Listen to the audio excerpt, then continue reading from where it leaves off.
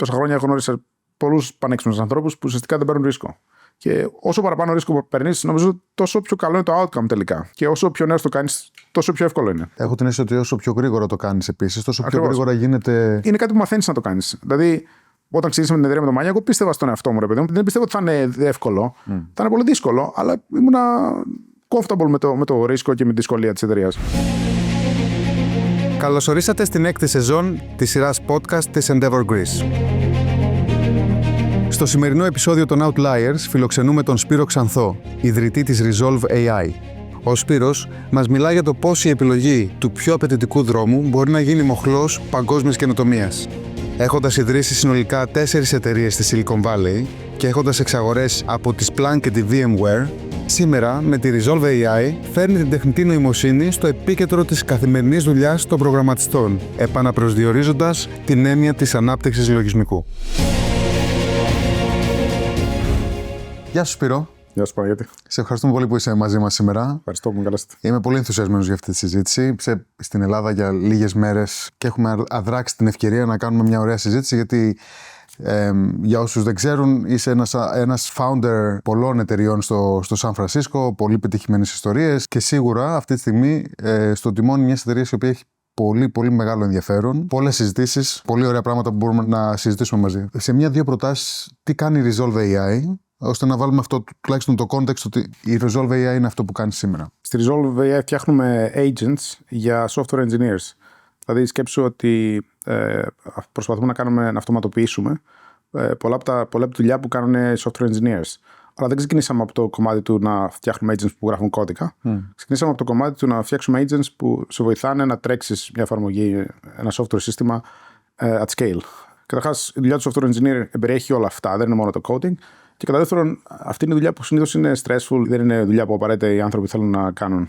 Και επίσης βοηθάει το να καταλάβεις ένα software σύστημα συνολικά. Πρέπει να ξέρεις κώδικα, πρέπει να ξέρεις πώς τρέξει το production, πρέπει να ξέρεις και όλα τα εργαλεία που χρησιμοποιεί ένας άνθρωπος για να το τρέξει. Πριν πάμε λίγο σε όλο αυτό και πώς βρέθηκες στην Αμερική, και είναι πολύ ενδιαφέρον όλη η ιστορία και πού σπούδασες, πες μας λίγο πού γεννήθηκες, πού μεγάλωσες. Μεγάλωσα έξω από Θεσσαλονίκη, έχω 2 αδέρφια, είμαι το μικρότερο στην οικογένεια. Μικρότερος. Ναι, το οποίο μάλλον έχει να κάνει και με την προσωπικότητά μου. Τα αδέρφια μου είναι 6 και 12 χρόνια μεγαλύτερα από μένα. Τι κάνουν, είναι Ελλάδα? Ελλάδα μένουν, μάλιστα η μητέρα μου και τα αδέρφια μου μένουν όλοι πολύ κοντά στη Θεσσαλονίκη. Δεν ασχολούνται με τεχνολογία, αλλά όντας ο μικρότερος στην οικογένεια, αν είσαι το μικρότερο παιδί, δεν ξέρω αν έχεις αδέρφια, είναι. Έχω. Οι γονείς πλέον πιστεύονται τυφλά. Οπότε δημιουργεί, έχει και κάποια αρνητικά, αλλά σου δίνει και η αυτοπεποίθηση ίσως και γίνεσαι και πιο ανεξάρτητος. Και νομίζω. Έχουν φάει τα μεγάλα το Ακριβώς.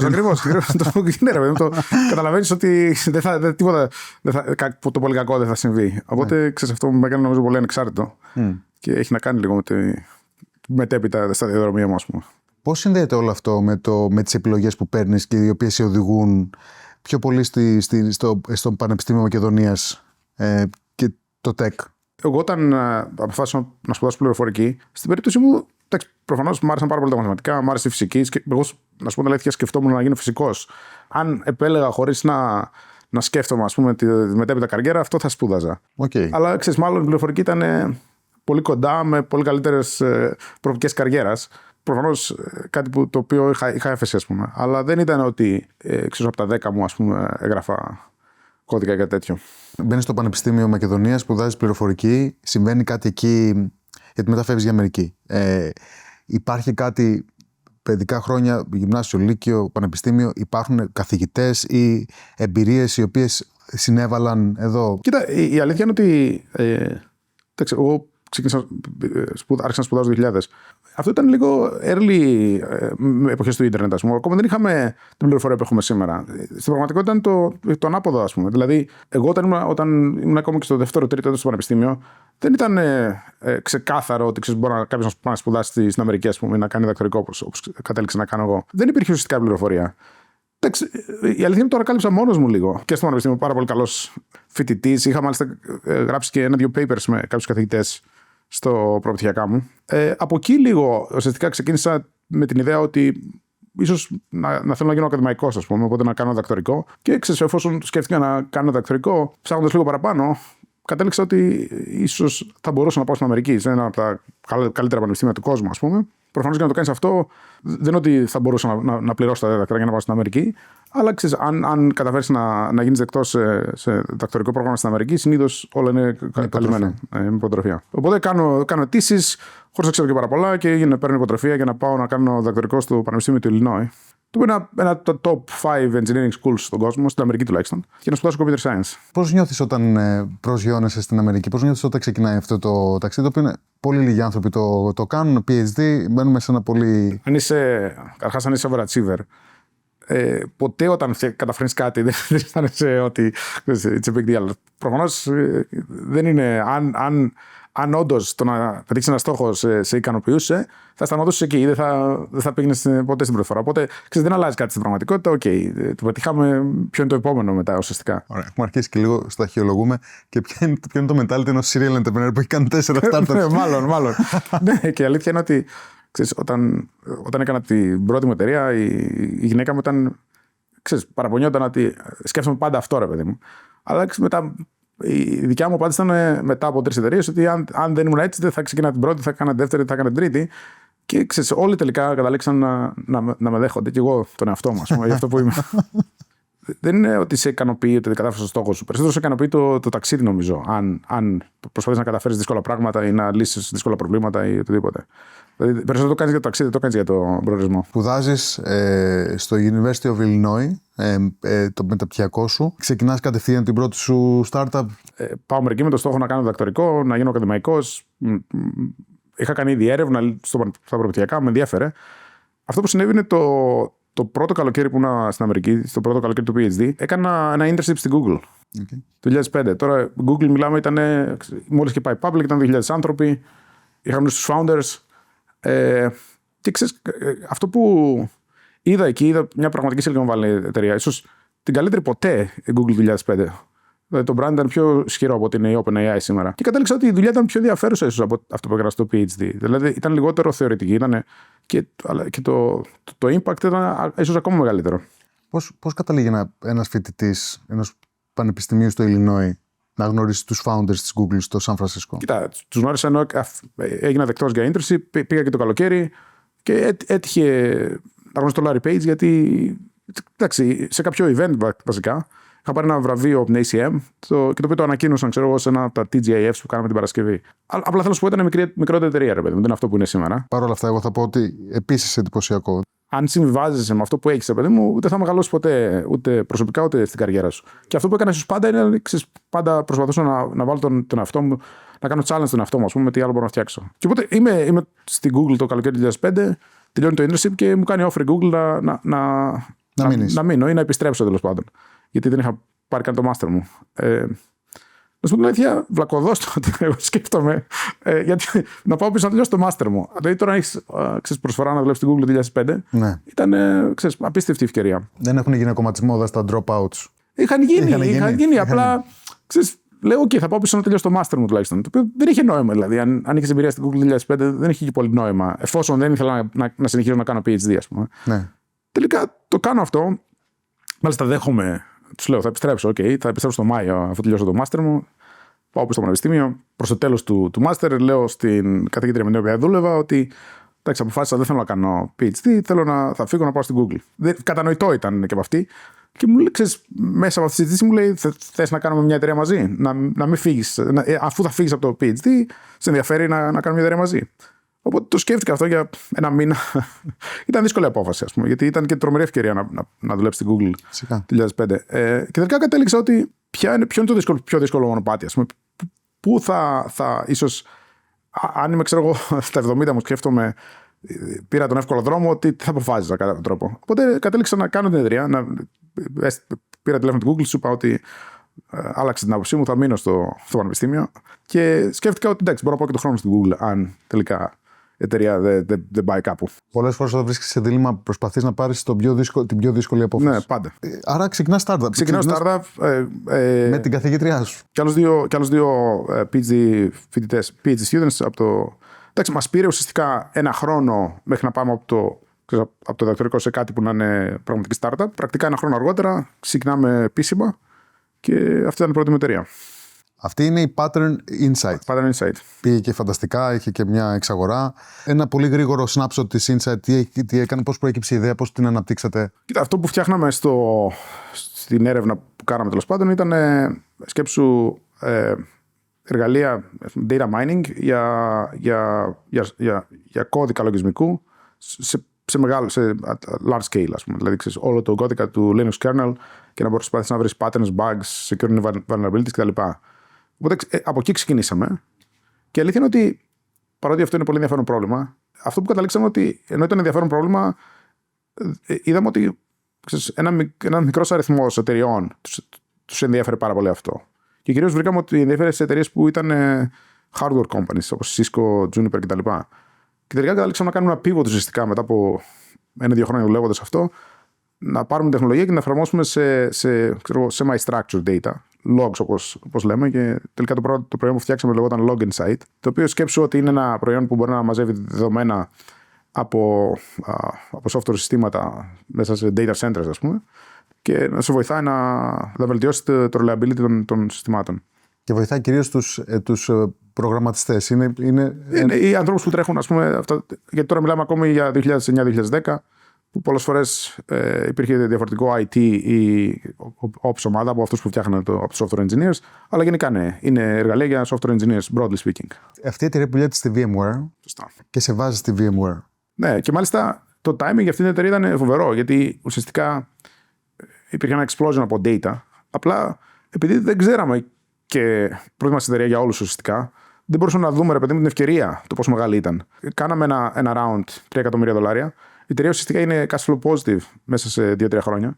Και μετά θα μπορούσαμε να πάρουμε πολύ παραπάνω ρίσκο. Είχαμε μάλιστα επενδυτές που θέλανε να επενδύσουν στην εταιρεία και αποφασίσαμε να μην πάρουμε έξτρα χρήματα και να συνεχίσουμε, ας πούμε, να μεγαλώνουμε όσο μπορούσαμε. Γραμμικά. Ναι, γραμμικά κατά αυτόν τον τρόπο. Το οποίο, εντάξει, τότε πίσω μάλλον ήταν λάθος, παιδί μου. Εκείνη τη στιγμή δεν το καταλαβαίναμε.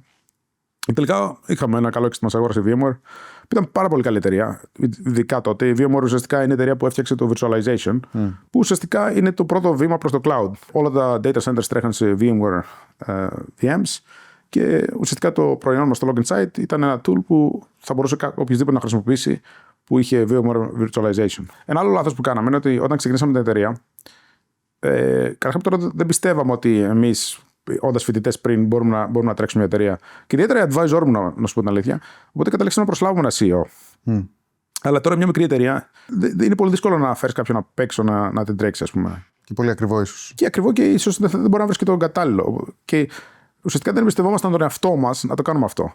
Τελικά, ξέρεις, αυτό μας δημιούργησε πολλά προβλήματα στην εκτέλεση. Και τελικά εγώ έπεισα τους co-founders μου να γίνω εγώ CEO όχι γιατί ήθελα εγώ να γίνω CEO, απλά γιατί έβλεπα ότι οτιδήποτε άλλο δεν καταλήγε σε κάτι επιτυχημένο. Και τελικά έγινα εγώ CEO της εταιρείας στα 2 τελευταία χρόνια. Όντως βοήθησε πάρα πολύ, γιατί ως founder και καταλάβαινα το πρόβλημα καλά και ήξερα την ομάδα πάρα πολύ καλά και με ενδιαφέρει και πάρα πολύ. Δηλαδή και να μπορούσα να πάρω παραπάνω ρίσκο και ουσιαστικά δούλευα και λίγο παραπάνω στο να. Κάτι που πιστεύω το ακολούθησες και σε όλες τις υπόλοιπες εταιρείες σου. Έχεις CEO ρόλο. Από εκεί πέρα ήμουν πάντα CEO της εταιρείας. CEO. Και νομίζω οι founders είναι great CEOs, γιατί σπονάει η εταιρεία πολύ παραπάνω, ρε παιδί μου. Και ξέρεις, αισθάνεσαι τεράστια ευθύνη για όλους τους ανθρώπους που έπεισες να έρθουν. Αισθάνεσαι τεράστια ευθύνη για τους πελάτες που αγόρασαν το προϊόν σου. Και το έχω δει και at scale, ας πούμε, και σε public εταιρείες που έχω δουλέψει, ότι όσο απομακρύνονται οι founders από την εταιρεία, χάνεται η δυνατότητα να παίρνεις ρίσκο, χάνεται η δυνατότητα. Κανένας άλλος δεν έχει αυτό που λέμε το moral authority στην Αμερική, να πάρει δύσκολες αποφάσεις πολλές φορές. Οπότε η εταιρεία καταλήγει να μπορεί να κάνει innovate, να μπορεί να πάρει δύσκολες αποφάσεις κτλ. Οπότε εγώ είμαι huge believer στο ότι οι founders θα πρέπει να τρέχουν την εταιρεία. Καταλαβαίνω απόλυτα τι λες. Αλλά μπορώ να φανταστώ και σενάριο που δεν χρειάζεται ο founder να είναι το bottleneck ή το prerequisite για μια εταιρεία να μεγαλώσει. Σύμφωνοι. Και έχουμε και δίκαιες successful παραδείγματα, ας πούμε, ξέρω, η Snowflake. Αλλά αυτό που συμβαίνει είναι ότι οι founders σίγουρα έχουν τα χαρακτηριστικά που χρειάζεται να έχει κάποιος να τρέχει την εταιρεία. Απλά πολλές φορές founders είναι τραγικοί managers, ας πούμε. Δεν ξέρουν πώς να κάνουν manage, δεν ξέρουν πώς να κάνουν scale κτλ. Αυτό είναι που gets into the way. Αλλά το ότι τους ενδιαφέρει η εταιρεία παραπάνω και το ότι μπορούν να πάρουν παραπάνω ρίσκο και το ότι μπορούν να πάρουν δύσκολες αποφάσεις, νομίζω πάντα ισχύει. Και το ανάποδο είναι αλήθεια. Δηλαδή, καμιά φορά έχει CEOs, ας πούμε, που they execute as founders. Μπορώ να το δούμε, ρε παιδί μου, και σε πολύ μεγάλες εταιρείες. Ξέρω, Microsoft, Satya Nadella, που όντως άλλαξε την εταιρεία παίρνοντας δύσκολες αποφάσεις. Αναλαμβάνεις για πρώτη φορά, είσαι πόσο χρόνο όταν αναλαμβάνεις CEO? Αυτό τώρα μιλάμε γύρω στο 2010. Ήμουνα 28. Πολύ μικρός. Ναι. Και μένεις εκεί. Και μείνα 2,5 χρόνια εκεί. 2,5 χρόνια. Φαντάζομαι ότι είναι μέρος του συμβολέου, αλλά θα ήθελα να μας πεις λιγάκι τι αποφάσεις πήρες μέσα εκεί και τι εμπειρίες είχες. Πρώτα είδα πώς δουλεύει μια μεγάλη εταιρεία. Για πρώτη φορά κατάλαβα πώς μπορεί να κάνεις delegate, ας πούμε. Δηλαδή, αν έχεις μια μεγάλη ομάδα, δεν μπορεί να κάνεις όλη τη δουλειά εσύ. Πρέπει να κάνεις σωστά delegate σε άλλους δουλειά. Και ουσιαστικά το έμαθα εκεί αυτό για πρώτη φορά. Το οποίο είναι, management skill. Το άλλο που είδα είναι ότι εξαγοραστήκαμε από τη VMware και εγώ πίστευα ότι η VMware έχει κάποιο συγκεκριμένο plan το τι θα κάνει με το προϊόν μας, θα κάνει με την ομάδα. Εκεί κατάλαβα ότι αν εσύ δεν είσαι proactive στο να πεις, ας πούμε, ως CEO της εταιρείας, στον οποιοδήποτε παίρνει τις αποφάσεις, τι πρέπει να γίνει, κάποιος άλλος θα πάρει τις αποφάσεις για σένα και ξέρεις, μπορεί να σου αρέσουν, μπορεί να μην σου αρέσουν. Και ουσιαστικά, ναι, μετά από 1,5-2 χρόνια, διαφωνούσαμε πολλές από τις αποφάσεις. Δεν ήμουν χαρούμενος, αλλά τελικά κατέληξα ότι εγώ έφταιγα γι' αυτό, δεν έφταιγε κάποιος άλλος, γιατί εγώ δεν ήμουν proactive για να επηρεάσω τις αποφάσεις. Είναι παντού το proactiveness. Νομίζω ότι. Αν περιμένεις ότι αυτός που θα σε αγοράσει θα πάρει την απόφαση που εσύ πιστεύεις είναι καλύτερη, ξέρεις, είναι λάθος. You have to make it happen. Εκεί κάπου στα 2,5 χρόνια. Ήμουν αρκετά unhappy, οπότε αποφάσισα να φύγω, ναι. Η δουλειά που είχα στην VMware ήταν ενδιαφέρουσα. Ήμουν director of engineering, είχα μια αρκετά μεγάλη ομάδα, αλλά ήμουν και λίγο impatient.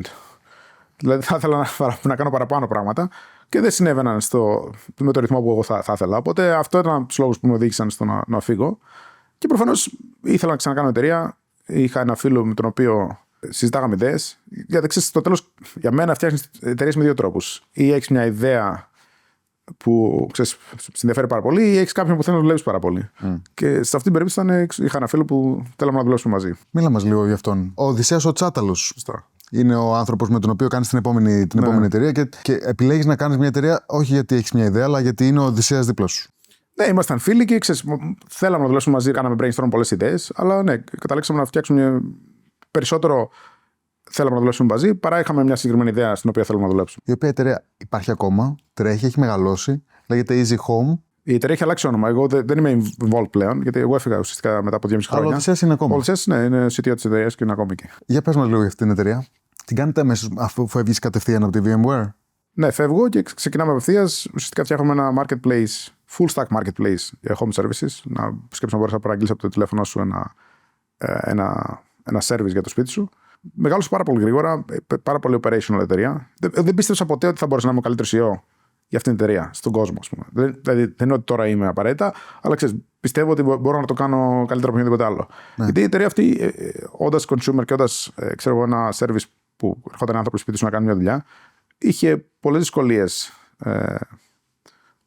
real world που δεν μπορούσε να ανοίξει το software, ας πούμε. Ναι. Πότε αποφασίζεις να φύγεις, τι δυσκολίες είχε αυτό, αν είχε κάποιες δυσκολίες με τον Οδυσσέα? Εντάξει, κάποια στιγμή, ρε παιδί μου, ναι, κατέληξα ότι είχαμε κάποιες διαφωνίες μεταξύ founders και board. Δεν είναι κάτι σημαντικό, αλλά κατέληξα ότι δεν είμαι εγώ ο κατάλληλος άνθρωπος να είναι ο CEO αυτής της εταιρείας και έφυγα εθελοντικά ουσιαστικά.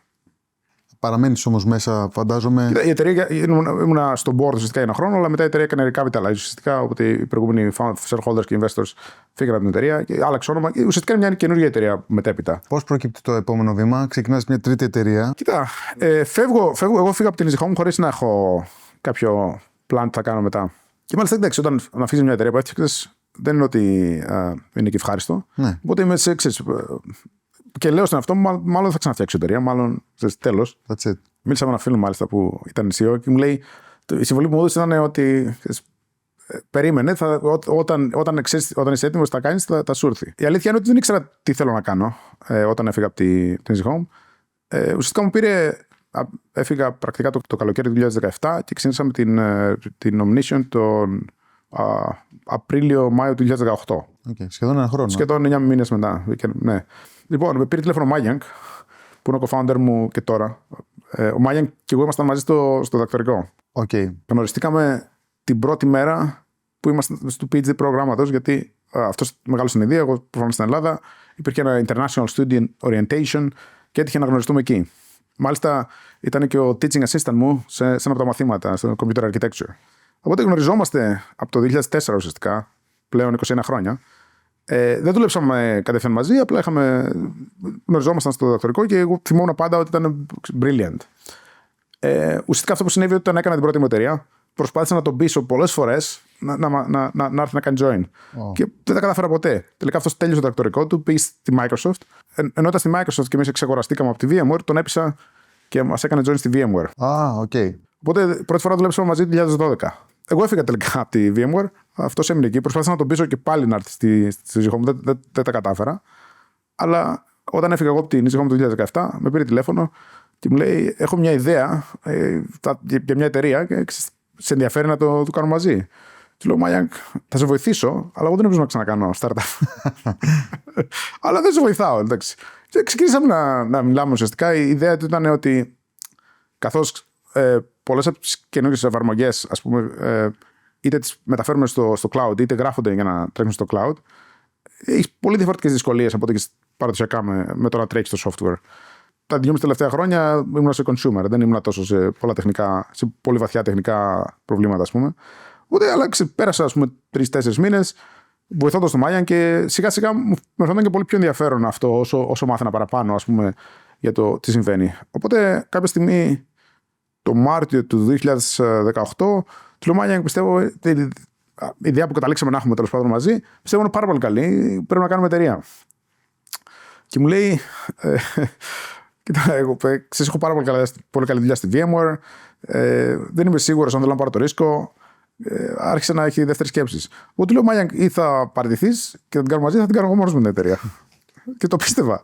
Τελικά τον παραιτήθηκε και ξεκινήσαμε την εταιρεία μαζί τον Απρίλιο ουσιαστικά του 2018. Πόσο δύσκολο να πιστεύεις ότι είναι ένας άνθρωπος με μια πολύ ωραία ιδέα και ένα πολύ καλό συνεργάτη να βγει από ένα πάθο που είναι αρκετά safe, mainstream, lucrative, ξέρεις, μιας μεγάλης πολυεθνικής που θα έχει όλα φτιαγμένα, όλα. Κοίτα, είναι πολύ δύσκολο. Και η αλήθεια είναι ότι τόσα χρόνια έχω γνωρίσει πολλούς πανέξυπνους ανθρώπους που ουσιαστικά δεν παίρνουν ρίσκο.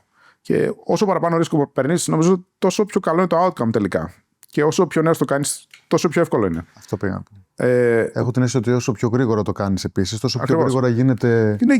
Είναι κάτι που μαθαίνεις να το κάνεις. Δηλαδή, όταν ξεκινήσαμε την εταιρεία με τον Μάγια, εγώ πίστευα στον εαυτό μου, ρε παιδί μου. Δεν πιστεύω ότι θα είναι εύκολο. Θα είναι πολύ δύσκολο, αλλά ήμουνα comfortable με το ρίσκο και με τη δυσκολία της εταιρείας. Αρέσει που παρόλα αυτά, εσύ σε κάθε στιγμή σε κάθε μέχρι στιγμής βήμα της ζωής σου, της επιχειρηματικής, τον παίρνεις τηλέφωνο και προσπαθείς να το φέρεις μαζί σου. Που από ό,τι καταλαβαίνω, μένεις στους ανθρώπους, πιστεύεις πολύ στους ανθρώπους που έχεις γύρω σου για να χτίσεις πράγματα. Και προσπαθείς να τους πεις, αναρωτιέμαι και βλέπω μία πειθό και μια ικανότητα να πείθεις ανθρώπους να κάνουν πράγματα τα οποία δεν τους βγαίνουν αυθόρμητα να κάνουν και φυσικά. Το πιο δύσκολο κομμάτι της μιας εταιρείας είναι οι πρώτοι 6 με 12 μήνες. Γιατί ξέρεις, δεν έχεις προϊόν, πολλές φορές δεν έχεις χρήματα. Είναι πάρα πολύ δύσκολο να πεις κάποιον. Είναι δηλαδή λίγο unreasonable είναι να έρθει κάποιος να κάνει join μια εταιρεία σε αυτό το στάδιο της. Οπότε πρώτα απ' όλα πρέπει να το πιστεύεις εσύ πάρα πολύ. Δεν μπορεί να πεις κάποιον άλλον αν εσύ ο ίδιος δεν έχεις πει στον εαυτό σου. Οπότε όταν εγώ προσπαθώ να πείσω κάποιον, ναι, το πιστεύω ο ίδιος και πιστεύω ότι είναι το καλύτερο και για αυτόν. Αλλά παρόλα αυτά δεν σημαίνει ότι είναι εύκολο. Τι κάνεις διαφορετικά στην Omnition από την Pattern Insight? Τι μαθήματα χρησιμοποιείς για την Omnition? Καταρχάς τη μεγαλώνεις πιο πολύ νομίζω από την Pattern Insight, έτσι δεν είναι? Κοίτα, η Omnition είχαμε exit σε χρόνο ρεκόρ, σε 15 μήνες. Οπότε ναι, μπορεί να πεις το aggression, το scale, το slope στο οποίο ήμασταν ήταν πιο aggressive, αλλά τελικά καταλήξαμε να έχουμε offers γρήγορα. Πολλά πράγματα κάναμε διαφορετικά. Καταρχάς, η ιδέα που είχαμε ήταν πολύ πιο καλά επεξεργασμένη, ας πούμε. Οπότε ξεκινάμε ένα open source project μαζί με κάποιους από την Google και τη Microsoft που λέγεται Open Telemetry, με την ιδέα ότι πρέπει να μεταφερθούμε σε open source και open standards ways of collecting data. Μαζεύουμε δεδομένα από cloud software systems. Και θα φτιάξουμε ένα backend για όλα αυτά, το οποίο θα μπορεί να μαζεύει πολύ παραπάνω δεδομένα, να είναι πολύ πιο powerful και χρήσιμο για αυτές τις εφαρμογές. Και ουσιαστικά. Με σκοπό να εντοπίζει λάθη και να βοηθάει. Ναι, να βοηθάει software engineers στο να τρέχουν εφαρμογές at scale στο cloud. το open source σύστημα που φτιάξαμε που λέγεται OpenTelemetry έχει γίνει το de facto standard από τότε. Υπάρχει ένα foundation, το CNCF Cloud Native Computing Foundation, που είναι spin-off του Linux Foundation και ουσιαστικά έχει κάνει incubate τον κυβερνήτη και πολλά άλλα open source συστήματα. Το OpenTelemetry είναι σε αυτό το foundation και είναι το δεύτερο πιο δημοφιλές, ας πούμε, open source project μετά τον κυβερνήτη. Wow. Ουσιαστικά είναι ο τρόπος με τον οποίο μαζεύουμε τα δεδομένα, δηλαδή metrics, logs, traces, τεχνικά δεδομένα από συστήματα σήμερα. Εμείς φτιάξαμε ουσιαστικά ένα backend γι' αυτό, την Omnition. Τελικά μέσα σε ένα χρόνο είχαμε πάρα πολύ traction. Μεγάλες εταιρείες όπως Spotify, Roku άρχισαν να χρησιμοποιούν την Omnition, Strava. Και αυτό που συνέβη είναι ότι μεγάλες εταιρείες στην εποχή, Datadog, Splunk και άλλες, μας πλησίασαν να μας εξαγοράσουν. Έχοντας traction, είπαμε όχι, ας πούμε. Τελικά συνέβη αυτό 3 φορές. Και τελικά πήραμε μια προσφορά από την Splunk που καταλήξαμε ότι ίσως είχε νόημα να την δεχτούμε, γιατί πιστέψαμε, δεν ήταν μόνο τα χρήματα, πιστέψαμε ότι όντας μέρος της Splunk μπορούμε αυτό που κάνουμε να έχει πολύ μεγαλύτερο impact και να μεγαλώσει πολύ πιο γρήγορα. Ενώ υπήρχε πολύ ρίσκο ακόμη, ας πούμε, στο να το κάνουμε μόνοι μας. Και έτσι καταλήξαμε να πουλήσουμε την εταιρεία στη Splunk. Και συνήθως είναι και ο λόγος που βλέπουμε πολλούς founders να μένουν για πολλά χρόνια και να διαπρέπουν μετά στη Splunk. Γιατί έσκησες μετά. Δηλαδή στη Splunk καταλήγεις να είσαι senior vice president, μένεις για χρόνια. Και δεν μου φαίνεται ότι έμεινες για το συμβόλαιο. Δεν μου φαίνεται ότι ήταν contractual. Κοίτα, έχοντας τα μαθήματα της VMware τώρα, δεύτερη φορά εξαγορά, φτάνουμε στη Splunk. Είσαι proactive. Είμαι proactive, ακριβώς. Και ξέρεις, καταρχάς, πολύ γρήγορα καταλαβαίνω ότι προφανώς η εταιρεία, παιδί μου, ήθελε να εξαγόρασε εμάς και άλλη μια εταιρεία που λέγονταν SignalFX. Ήθελε να κάνει modernize, ας πούμε, τα offerings για το cloud, αλλά δεν ξέραν και πώς ακριβώς. Οπότε ξέρεις, καταλήγω εγώ τους ουσιαστικά έφτιαξα τη στρατηγική για το τι πρέπει να κάνουμε, όντας πολύ πιο proactive. Δεν περίμενα κάποιος να μου πει τι να κάνω. Αυτή τη φορά τους είπα εγώ τι πρέπει να γίνει και όντως δούλεψε. Γιατί καταλαβαίνω το πρόβλημα πολύ καλύτερα από τον οποιοδήποτε, ας πούμε, έχοντας δουλέψει αυτό το τελευταίο 1,5 χρόνο κάθε μέρα. Και ουσιαστικά η εταιρεία πίστεψε σε αυτό που πρότεινα εγώ να κάνουμε. Ουσιαστικά να φτιάξουμε ένα observability platform. Και έτσι κατέληξα εγώ ουσιαστικά να είμαι ο GM και SVP του όλου του business. Βοήθησε μας να καταλάβουμε λίγο το scale, το μέγεθος του ρόλου που τελικά απέκτησες μέχρι την τελευταία μέρα στη Splunk. Πόσο κόσμο διαχειριζόσουν, τι έκανες oversee. Η Splunk ουσιαστικά έχει 2 μεγάλα businesses, cyber security και observability. Πρακτικά το observability ήταν το δικό μου business, που ουσιαστικά εγώ το έκανα shape, ας πούμε. Κάναμε evolve την παραδοσιακή Splunk σε αυτό. Εγώ έκανα manage το product και engineering, το οποίο ήταν 400 άνθρωποι κάποια στιγμή. Αλλά είχα και ευθύνη για το business γενικότερα, ρε παιδί μου. Το οποίο η Splunk είχε 4 δισεκατομμύρια revenue το χρόνο. Μεγάλο κομμάτι ήταν το observability. Οπότε και αρκετά μεγάλη ομάδα και αρκετά μεγάλο business ανάπτυξη του revenue. Ουσιαστικά αυτό που συνέβη είναι ότι ήρθε η Cisco να μας εξαγοράσει και εγώ παραιτήθηκα όταν ανακοινώθηκε η εξαγορά από τη Cisco. Η Splunk εξαγοράστηκε για 30 δισεκατομμύρια. Παρότι ήταν πάρα πολύ ενδιαφέρουσα η δουλειά μου, παρότι έμαθα πάρα πολλά πράγματα, παρότι διαχειρίστηκα μια μεγάλη ομάδα, ένα μεγάλο business σε μια public εταιρεία, κατέληξα ότι I was solving big company problems, ρε παιδί μου. Οποιαδήποτε μέρα, ας πούμε, ό,τι και να έκανα, θα είχε ελάχιστο impact στην εταιρεία. Εντάξει, μετά από ένα χρόνο όλη αυτή η δουλειά είχε, ας πούμε, μπορεί να βελτίωνε την εταιρεία σε κάποιο βαθμό, αλλά κατέληξα ότι δεν με ικανοποιεί αυτό το πράγμα, ας πούμε. Δεν με ικανοποιεί το να λύνω προβλήματα, ναι. Πολύ λογικό. Και η προσωπική σου δουλειά δεν έχει και impact, ας πούμε. Όταν κάνεις manage τόσους πολλούς ανθρώπους, εντάξει, έχεις impact μέχρι της ομάδας, αλλά όχι η προσωπική σου δουλειά. Νομίζω ότι στην τρίτη εταιρεία πρέπει και εσύ να έχεις αρχίσει να καταλαβαίνεις ότι είσαι κυρίως founder. Έχοντας δουλέψει σε μια μεγάλη εταιρεία, έχοντας δει πώς είναι αυτό. Και καταρχάς, εγώ να σου πω την αλήθεια, όταν πουλήσαμε την Omnition, είπα ότι δεν ξανακάνω άλλη εταιρεία. Πάλι. Και το πίστευα όμως. Γιατί είναι πάρα πολύ δύσκολο. Το να είσαι founder είναι πάρα πολύ δύσκολο.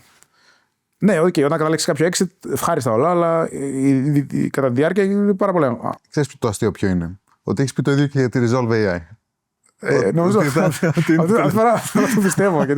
Γιατί θα σου πω για άλλους λόγους επίσης. Αλλά νομίζω ότι στη Resolve αυτό που έχουμε είναι ότι λόγω AI, επειδή αλλάζει το market πάρα πολύ, έχουμε τη δυνατότητα να φτιάξουμε μια πολύ μεγάλη εταιρεία. Στις προηγούμενες μου δεν ήταν. Ίσως η πρώτη είχε αυτή τη δυνατότητα, αλλά δεν το γνωρίσαμε.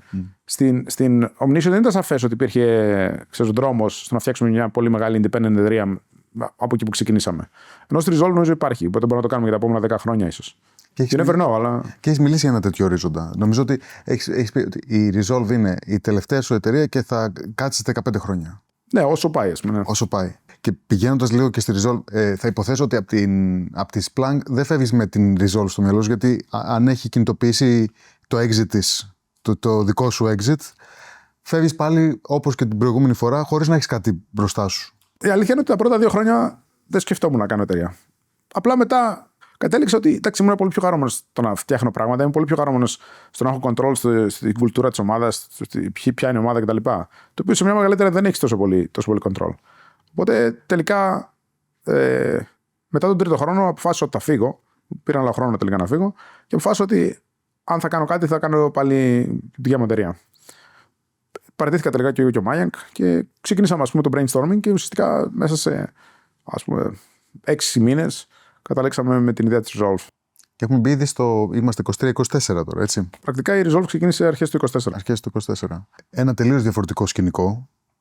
Φαντάζομαι το βιώνεις, είσαι καταρχάς πλέον και στο επίκεντρό του. Είσαι στο Σαν Φρανσίσκο, έχεις μια από τις πιο δυνατές και γρήγορα αναπτυσσόμενες AI εταιρείες και backed από τους most prolific AI investors του κόσμου. Οπότε είσαι στο επίκεντρο αυτού και θέλω να συζητήσουμε πολλά γύρω από αυτό. Θέλω να μας πεις τι κάνει η Resolve, να καταλάβουμε τι συμβαίνει με το AI αυτή τη στιγμή, να μας δώσει λίγο τον παλμό του SF, όλα μαζί. Ναι, και έχοντας περάσει και μέσα από το COVID, το οποίο ας πούμε η Splunk από in-person εταιρεία κατέληξε να είναι fully remote. Και για μένα, να σου πω την αλήθεια, δεν ήταν. Στο τέλος, δεν μ' άρεσε καθόλου το να δουλεύω remote, να δουλεύω από το σπίτι. Και πιστεύω ότι επίσης ήταν πολύ πιο δύσκολο το innovation και πολύ πιο δύσκολο το να φτιάξει trust. Να υπάρξει εμπιστοσύνη μεταξύ των ανθρώπων που δουλεύουν μαζί. Άρα πιστεύεις στο in-person. Ναι, οπότε ξεκινώντας τη Resolve, το bet το δικό μας είναι ότι το software engineering θα αλλάξει μέσα από το AI, το οποίο τελικά έχουμε δει ότι έχει συμβεί σε μεγάλο βαθμό ήδη, και ότι μπορούμε να φτιάξουμε με AI agents ουσιαστικά που να κάνουν τη δουλειά των ανθρώπων.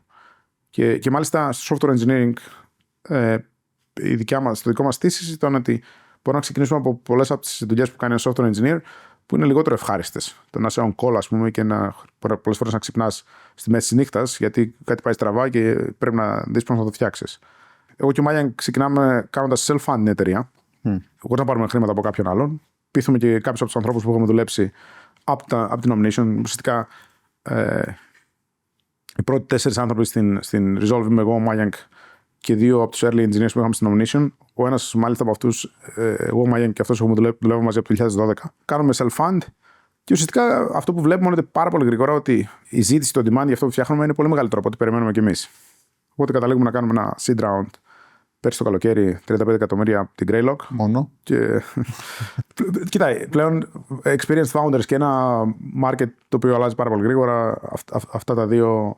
Ήταν mind-blowing. Έχουν το μεταξύ, από τη στιγμή που το ανακοινώσατε, έχουν βγει και κάνα 2 ακόμα seed rounds και κάποιο έχει φτάσει και 100. Αλλά μιλάμε για νούμερα τα οποία είναι ούτε να τα φανταστούμε κάποτε. Έτσι, τα seed rounds ήταν 200-300.000 ευρώ κάποτε. 34 εκατομμύρια backed από την 35 εκατομμύρια backed από την Greylock που είναι ο Reid Hoffman που είναι και Endeavor Global Board Member και ίσως ο νούμερο 1 investor στο AI globally. Εγώ αναρωτιέμαι λίγο πώς βλέπεις όλο αυτό το pace και όλο αυτό το γρήγορο ρυθμό αλλάζει το σκηνικό για ένα founder. Καταρχάς, εγώ δεν πιστεύω ότι το να πάρεις μεγάλη επένδυση βελτιώνει κατά κάποιο τρόπο τις προοπτικές του να πετύχεις. Προφανώς είναι απαραίτητο στην περίπτωσή μας και στο AI, αλλά ξέρεις, είναι και risky. Δηλαδή, ένα λάθος που κάνουν πολλές φορές νομίζω οι founders είναι ότι πιστεύουν ότι η επιτυχία είναι το να σηκώσεις χρήματα.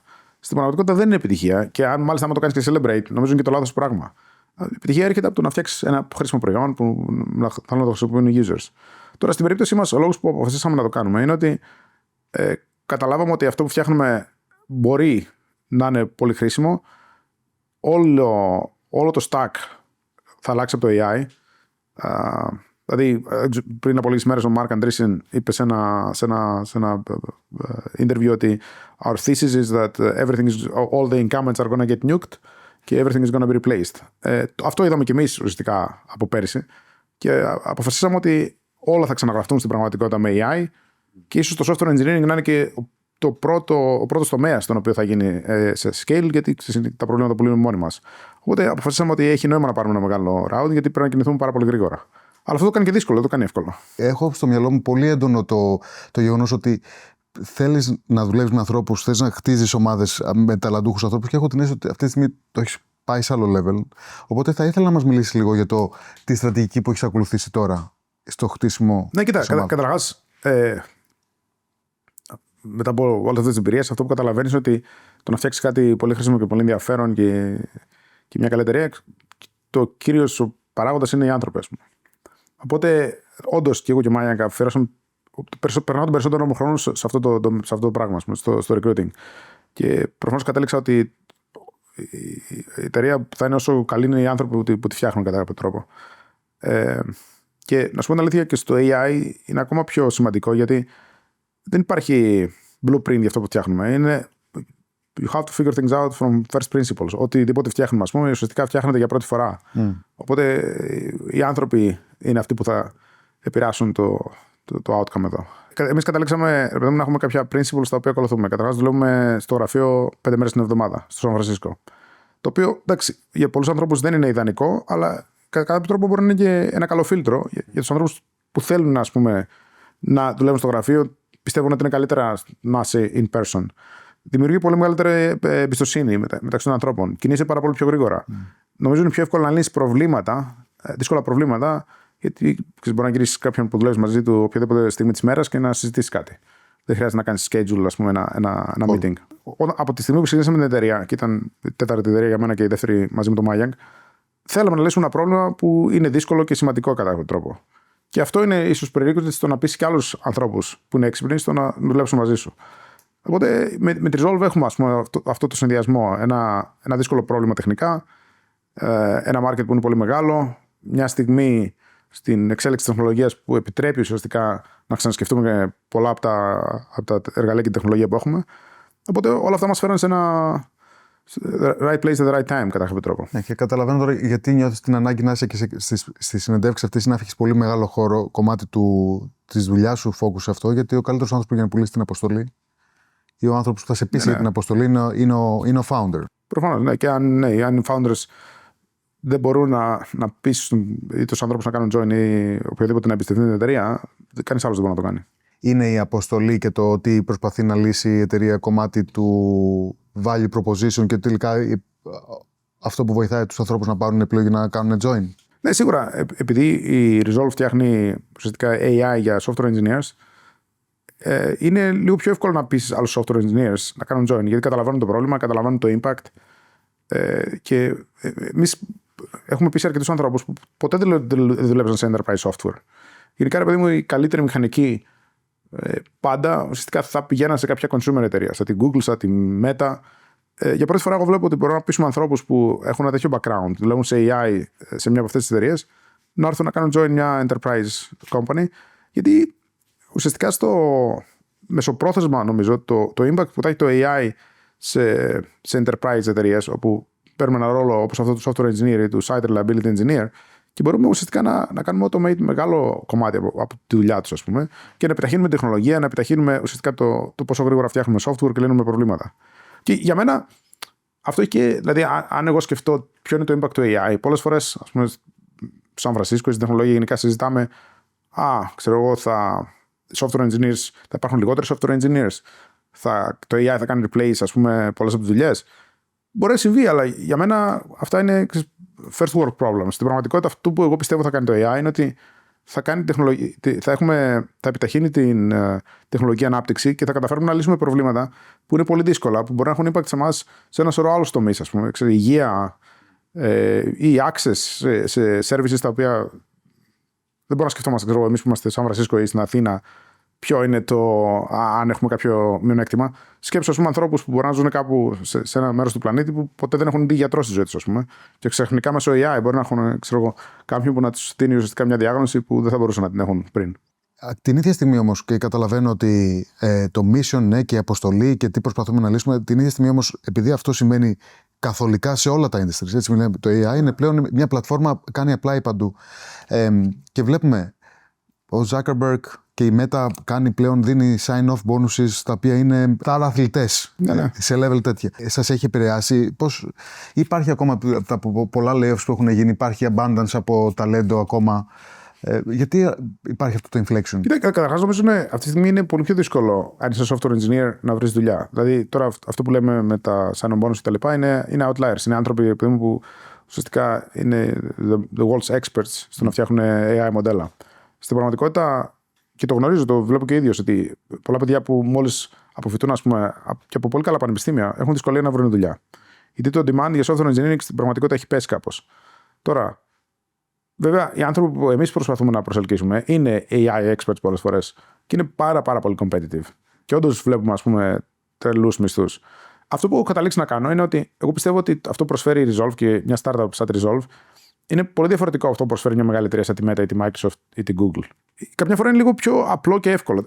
Προφανώς τα χρήματα επηρεάζουν τους πάντες, αλλά αν το να πας να δουλέψεις σε μια μεγάλη εταιρεία σαν τη Meta ή σαν τη Microsoft, ουσιαστικά δεν έχεις και πολύ ελευθερία στο τι θα κάνεις, ας πούμε. Και δεν έχεις και πολύ ελευθερία στο πόσο γρήγορα θα κινηθείς. Και ουσιαστικά είσαι πάντα έρμεο, ας πούμε, κάποιου άλλου στο τι θα δουλέψεις και τι θα γίνει. Το πλεονέκτημα που σου δίνει σε μια εταιρεία σαν τη Resolve είναι ότι μπορεί να κινηθείς πολύ πιο γρήγορα, μπορεί να you bet on yourself κατά κάποιο τρόπο. Δηλαδή προσλάβουμε πρόσφατα κάποιον πολύ senior άνθρωπο που είχε κάποια τεράστια offers και ουσιαστικά αυτό που του πω είναι ότι το να πας σε μια από αυτές τις μεγάλες εταιρείες, η δουλειά σου μπορεί να είναι ενδιαφέρουσα, αλλά στην πραγματικότητα αυτή η εταιρεία θα είναι το ίδιο πετυχημένη είτε πας είτε δεν πας. Στην πραγματικότητα δεν θα αλλάξει κάτι, ας πούμε, με έναν άνθρωπο.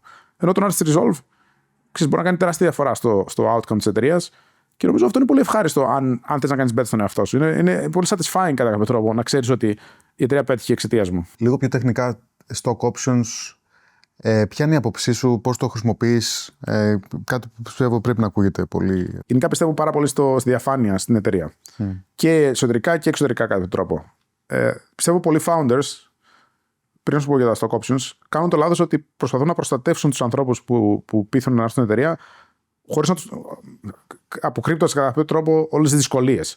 Στην πραγματικότητα αυτό είναι κακό γιατί δεν βοηθάμε το trust και δεύτερον, αν δεν ξέρουν όλοι ποιες είναι οι δυσκολίες, ας πούμε, δεν θα δουλέψουν στο να βρουν λύσεις. Και όταν συμβεί κάτι πολύ δύσκολο, όλοι θα πανικοβληθούν γιατί θα είναι πολύ ξαφνικό. Οπότε εγώ πιστεύω πάρα πολύ στο transparency. Και ισχύει αυτό και για μετοχές. Δηλαδή, όταν κάνουμε κάποια offer σε κάποιον, πάντοτε τους λέμε τι ποσοστό της εταιρείας αντιπροσωπεύει. Και μάλιστα αυτή τη στιγμή επιτρέπουμε σε όλους όσους κάνουν join να κάνουν αυτό που λέμε early exercise στις μετοχές τους. Οπότε μπορούν να μετατρέψουν τα options σε stocks, σε μετοχές. Και ο τρόπος που δουλεύει το vesting γίνεται reverse. Δηλαδή, πάλι είναι 4 χρόνια, αλλά ουσιαστικά αυτό που λέμε είναι ότι αν φύγεις στα 2, η εταιρεία έχει το δικαίωμα να αγοράσει πίσω τις μετοχές στην τιμή που πλήρωσες. Η οποία είναι πάρα πολύ χαμηλή αυτή τη στιγμή ακόμη. Και αυτό βοηθάει γιατί παίρνεις ουσιαστικά, αν έχεις κάποιο exit στο μέλλον, έχεις long-term capital gains αντί για εισόδημα. Και επίσης, κάτι το οποίο ισχύει στην Αμερική, επειδή η εταιρεία έχει λιγότερο από 50 εκατομμύρια σε assets, ουσιαστικά έχουμε σηκώσει λιγότερο από 50 εκατομμύρια, θεωρούμαστε qualified small business, το οποίο έχει κάποια άλλα extra benefits οι μετοχές, αν είσαι μέτοχος. Και συνήθως αυτά τα benefits είναι μόνο για founders και investors. Γιατί οι employees έχουν μόνο options, δεν έχουν stock. Ναι, σωστά. Και εμείς θεωρούμε, ρε παιδί μου, ότι εφόσον κάποιος παίρνει το ρίσκο και έρχεται στην εταιρεία αυτή τη στιγμή, πρέπει να έχει και όλο το upside. Είναι οι experts στο AI, οι καινούργιοι stars του κόσμου. Δηλαδή, είδα ένα πολύ ωραίο, πολλά άρθρα που σχολιάζουν και αντιπαραβάλλουν τα sign-up bonuses που δίνει αυτή τη στιγμή ο Zuckerberg με μισθούς Ρονάλντο και Αντετοκούμπο. Τελικά, η τεχνητή νοημοσύνη, αυτό που λέγα το πλεονέκτημα που έχει είναι ότι θα αλλάξει τις ζωές μας προς το καλύτερο. Δηλαδή, άμα δεις ιστορικά, αυτό που άλλαξε το επίπεδο ζωής των ανθρώπων ήταν τεχνολογική ανάπτυξη, ας πούμε. Δεν είναι κάτι άλλο. Και νομίζω το AI είναι ένα από τα μεγαλύτερα ευκαιρίες που έχουμε, ουσιαστικά να δημιουργήσουμε, να αλλάξουμε τις ζωές των ανθρώπων προς το καλύτερο. Ποια είναι η άποψή σου για τον αντίκτυπο που θα έχει η τεχνητή νοημοσύνη στην δημιουργικότητα και στην καινοτομία? Κοίτα, εγώ πιστεύω ότι ας πούμε, τα μοντέλα και ουσιαστικά το infrastructure για AI θα θα είναι παντού και θα είναι και πολύ προσβάσιμο και θα είναι και πολύ φθηνό. Ναι, μάλλον κάποιες μεγάλες εταιρείες θα είναι αυτές που το παρέχουν, αλλά είναι σχεδόν, ας πούμε, σαν το ίντερνετ, τον ηλεκτρισμό. Και το intelligence θα καταλήξει να είναι, ας πούμε, πάρα πολύ φθηνό και πολύ προσβάσιμο. Οπότε για μένα, ναι, μεν κάποιες μεγάλες εταιρείες μπορούν να είναι ακόμη πιο πετυχημένες, αλλά πιστεύω στην πραγματικότητα το κάνει πολύ πιο προσβάσιμο για πολύ περισσότερο κόσμο να μπορεί να φτιάξει κάτι καινούργιο και από οπουδήποτε στον πλανήτη. Κοιτώντας λίγο μπροστά για τα επόμενα χρόνια, αφενός μεν, πού θα ήθελες εσείς να βρεθείτε? Γιατί έχεις δώσει και έναν ορίζοντα 10-15 χρόνια και σίγουρα ξέρω ότι έχεις και μεγάλες βλέψεις για το πού μπορεί να φτάσει αυτή η εταιρεία. Ποια είναι τα επόμενα μεγάλα στοιχήματα μπροστά σας?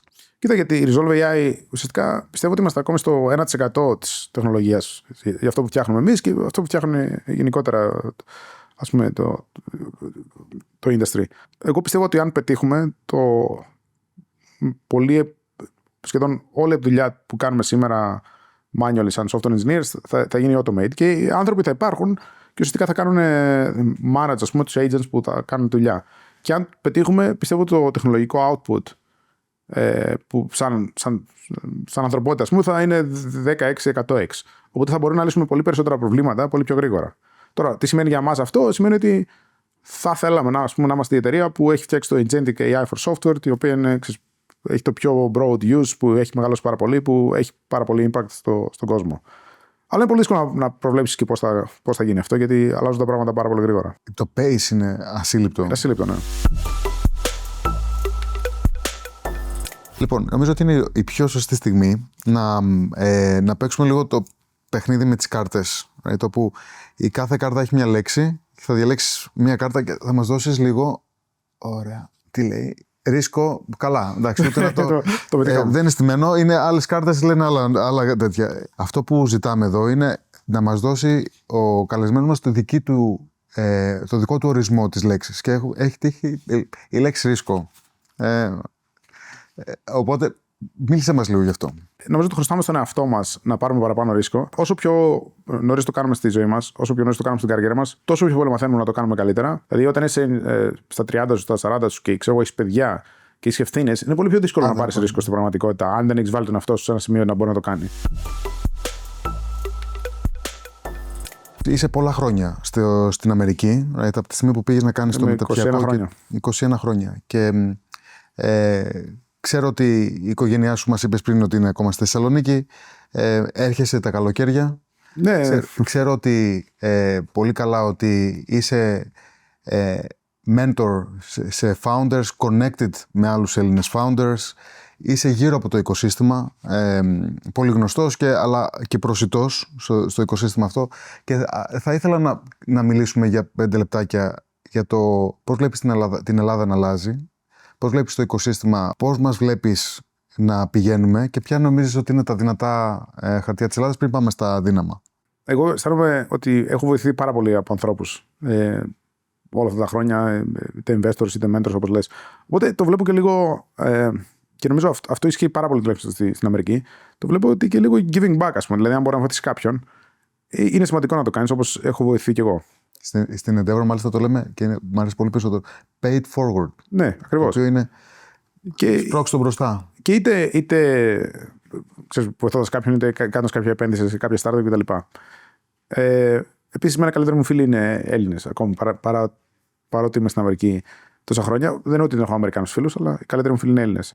Ένας από αυτούς είναι και ο Αλέξανδρος Χατζηλευθύριο, που είναι Endeavor Entrepreneur, εδώ πρώτος από όλους. Ναι, ο Αλέξανδρος είναι καλός μου φίλος και έχω και αρκετούς άλλους. Κοίταξε, η αλήθεια είναι ότι είσαι founder και αντιμετωπίζεις όλες αυτές τις δυσκολίες. Λίγοι άνθρωποι μπορούν να σε καταλάβουν, οπότε άλλοι founders. Κοίτα, εγώ πιστεύω ότι βλέποντας, ας πούμε, εγώ έφυγα από την Ελλάδα το 2004, που ήταν ακόμη στις καλές μέρες, μετά ήρθαν οι δύσκολες μέρες. Είναι τελείως διαφορετικό. Δηλαδή, πλέον μπορεί όντως να ξεκινήσει μια εταιρεία στην Ελλάδα και να έχει σχεδόν τις ίδιες προοπτικές που έχει οποιοδήποτε άλλος σίγουρα στη Δυτική Ευρώπη και ίσως ακόμη και στην Αμερική. Δηλαδή, είναι πολύ πιο απλό. Υπάρχει το know-how, υπάρχει access σε χρήματα, σε επενδύσεις. Νομίζω οι άνθρωποι ξέρουν τι να κάνουν.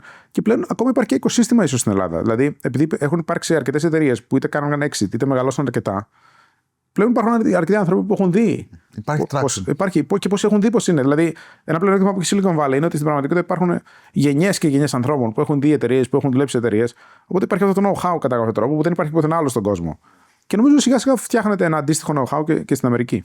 Και στην Αθήνα. Και στην Αθήνα. Βλέπεις κάποια strong selling points, κάποια competitive advantages στην Ελλάδα? Δηλαδή, εγώ όταν βγαίνω και μιλάω ή αν πρέπει να μιλήσω κάπου για την Ελλάδα, λέω έχουμε world class σε outlier level AI researchers, cryptographers, βιολόγους.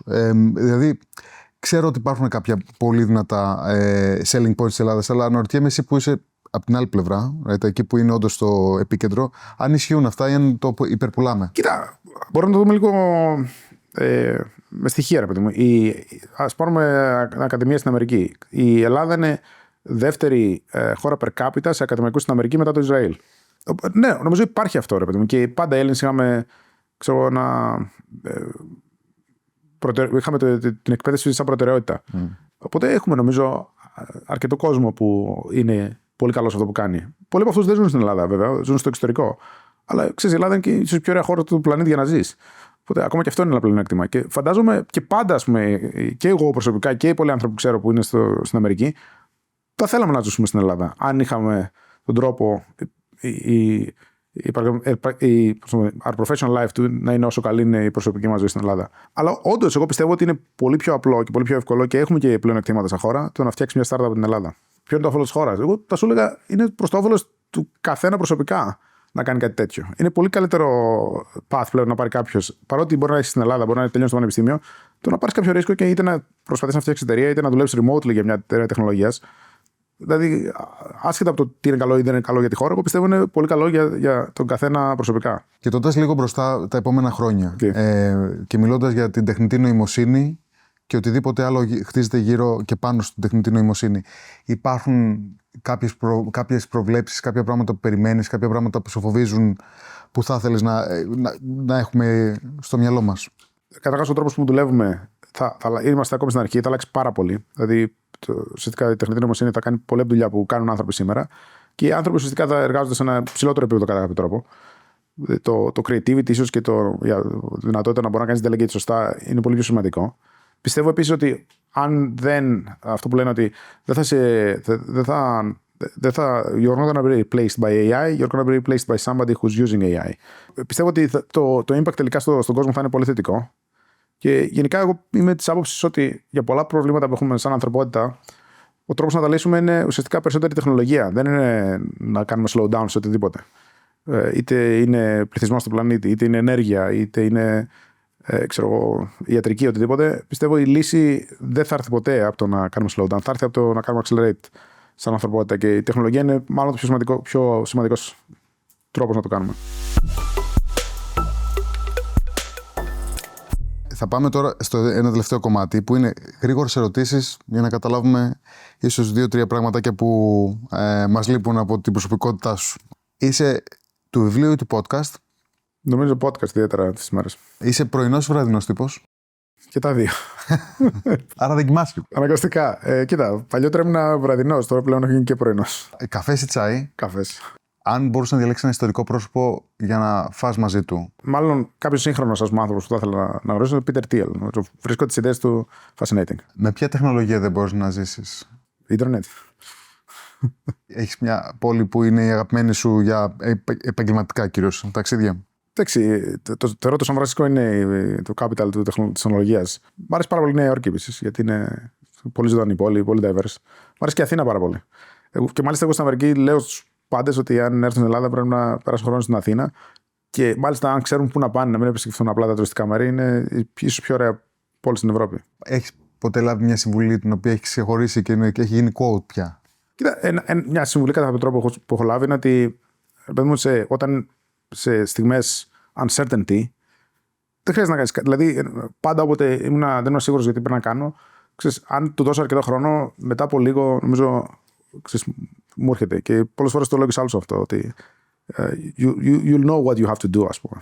Εάν δεν ήσουν founder, τι πιστεύεις ότι υπάρχει κάποια άλλη καριέρα που θα μπορούσε να εξακολουθήσει? Εγώ θεωρώ, ρε παιδί μου, ότι και ίσως θαυμάζω ανθρώπους που είναι builders, που έχουν φτιάξει πράγματα στη ζωή τους. Ξέρω εγώ, τον Elon Musk, σε αντίθεση με κάποιον άλλο που μπορεί να έχει αντίστοιχα χρήματα και να το έχει κάνει με, ξέρω εγώ, γιατί είναι στο finance. Ξέρω εγώ, Jeff Bezos, ξέρω εγώ, την Amazon ή οτιδήποτε.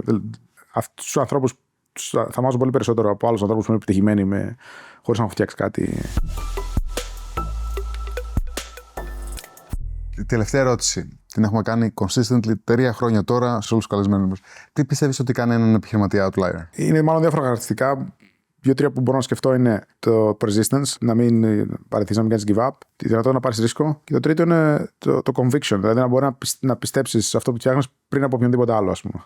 Σπύρο, σε ευχαριστούμε πάρα πολύ. Ευχαριστώ. Να είσαι καλά. Ευχαριστούμε που ήσασταν μαζί μας σε ένα ακόμα επεισόδιο των Outliers. Το Outliers Podcast είναι μια πρωτοβουλία της Endeavor Greece. Μπορείτε να μας βρείτε και να γραφτείτε στα κανάλια μας σε YouTube, Spotify και Apple Podcast. Ανακαλύψτε περισσότερες ιστορίες στο outliers.gr.